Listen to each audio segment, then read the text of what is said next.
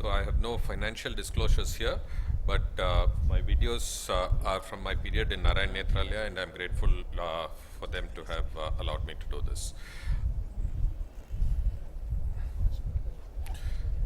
Okay, question: how many in the audience routinely audit all, not just your surprise cases, but all your cases audited?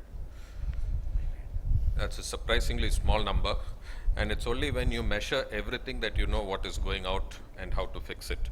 The UK benchmark is 0.5 within 55%, and the diopter plus or minus target is 80%. And a couple of years back, less than 1 or 2% of practices achieved this worldwide. But it's possible to achieve more than 90% with today's equipment that was discussed and the formulae that were discussed. But despite all that, refractive surprises do happen, and these are generally unwelcome. The UK NHS defines a refractive surprise as somebody who, with no ocular comorbidity, ends up with the unaided vision, which is inadequate for driving. The best way, obviously, is to prevent, but what do you do when it happens actually? The impact of measurement error, we know axial length measurements have become better, and that is the largest component, and that's gradually reducing over time.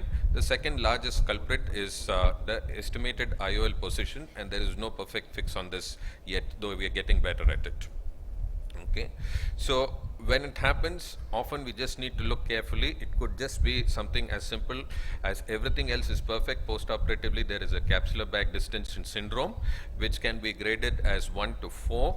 In 1 or 2 is just fluid which is pushing the lens a little bit forward, creating a myopic shift, and just one YAG shot on the posterior capsule should allow the fluid to drain off, and you will be fine.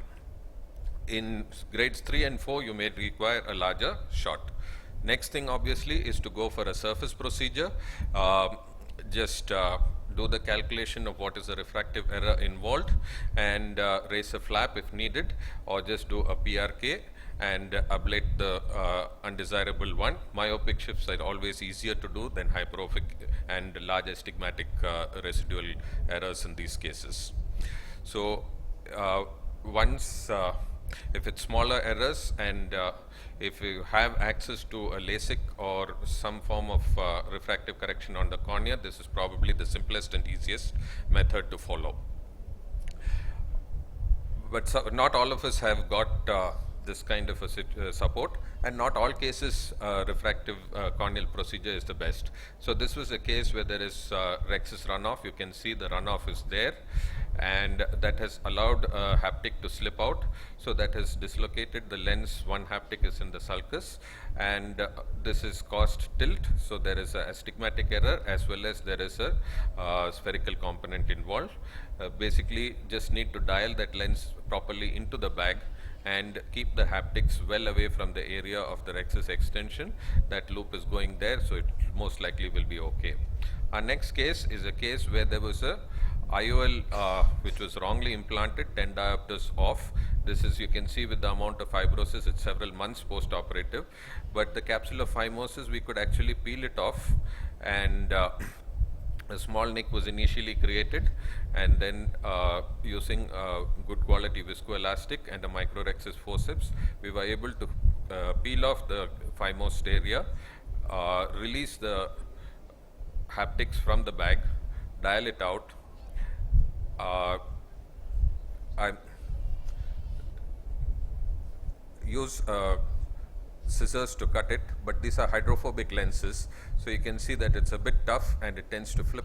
So you need to have specific lenses, cutters which are designed for hydrophobic lenses, and we were able to get away with it, put in the lens which was of the appropriate power, and correct the situation. Capsular contraction along with pseudo exfoliation can result in dialysis like this. What we are doing here is to just use conventional pouch and railroad nionoprolene, introduce in the space capsular tension segment, and just recenter the lens. So viscoelastic to inflate the bag, release the anterior capsule IOL adhesions, CTS goes nicely into the bag, and then we can use titrated approach to center the lens properly. So this takes care of the refractive surprise in this situation.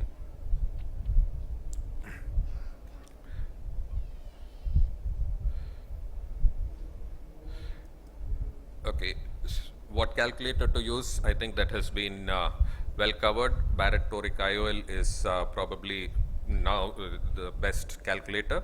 Just remember to include posterior astigmatism in all the calculations.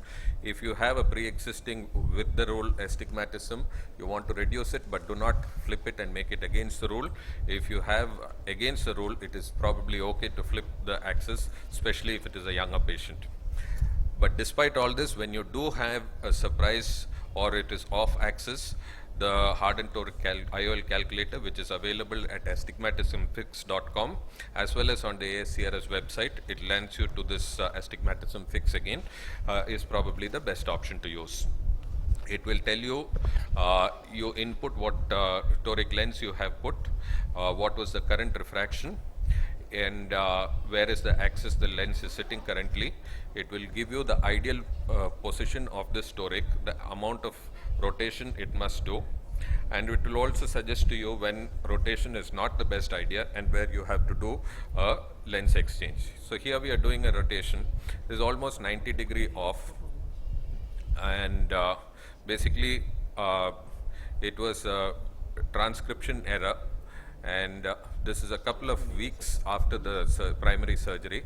Just little bit of viscoelastic, the bag inflates, 90-degree rotation is performed. You can see the pupil has become a little small, coming down a little bit as we do this procedures inside the eye. So you just need to carefully retract the iris there, confirm that the lens is on axis, and that solves the problem. Our next case is a flipped IOL. So flipped IOL is a big challenge, especially if it is a posteriorly vaulted IOL, multi-piece type, in which case we have to be really careful when we are trying to correct the flipped IOL. If it is, most of our current IOLs are biconvex, flat, and so it's not a problem. It's only in the highly negative aspheric lenses that we need to make sure that we align it the correct direction. Otherwise, instead of reducing the asphericity, it will add to the positive corneal spherical aberration of the cornea, and you'll have refractive error will be only on the spherical aberrations. So here we have flipped it, and single piece lens, it's pretty easy to do that.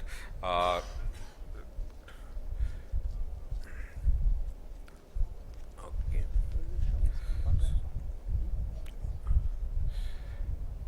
Sometimes everything goes as planned. I had a patient with a 40-degree 40 diopter IOL or 47 diopter IOL required. So a piggyback is the option in that situation. So post-operative myopic, high myopic things, you want to just give the spherical equivalent. If it is a hyperopic, you want to give the spherical equivalent plus multiplied by 1.5 times. The complications in piggyback IOLs is the surface intersurface membrane can develop, and sometimes you may need to wash it, or just a YAG caps will do that. YAG membranotomy will do that. So here lens is sitting there, there's a large dioptric difference, and this is the implantation of a Sulcloflex. It is available both as monofocal as well as multifocal. So this is one option, just goes and sits in the sulcus. You can see that it's a sort of serrated edge haptic is there. This is the 47 plus 47 diopter IOL. So 40 diopter was lens in the bag, and the plus 7 is now the ICH hyperopic star surgical lens, which is going into the sulcus, and this is the option. But today we have very good customizable lenses for very high range of powers, so probably this requirement is less and less in most of our situations now.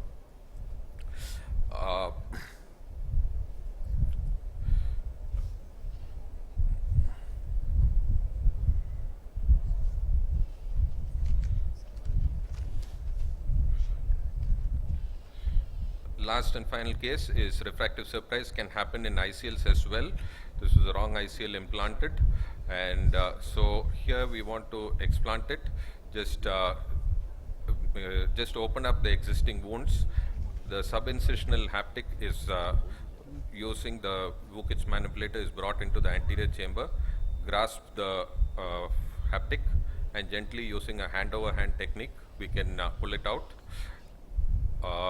Make sure in this situation not to disturb the anterior capsule, as well as to ensure that the pupil remains large, because you need to then replace the ICL, and if the pupil has become too small by this time, tucking the haptics into the sulcus becomes a big challenge.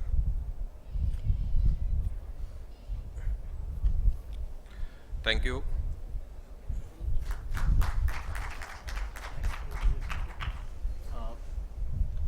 I thank everyone for being here, even during the lunch hour. Thanks a lot. Any questions, you can interact with us.